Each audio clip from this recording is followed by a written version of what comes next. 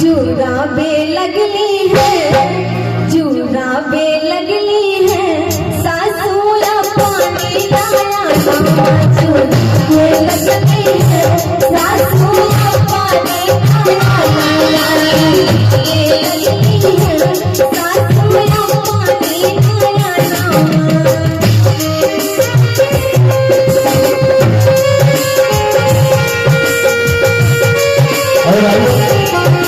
हमारे छोटे कुमार जी जो लड़के के भाई जी है सundr साहब उनके तरफ से 1 रुपए का पुरस्कार है। बहुत बहुत धन्यवाद।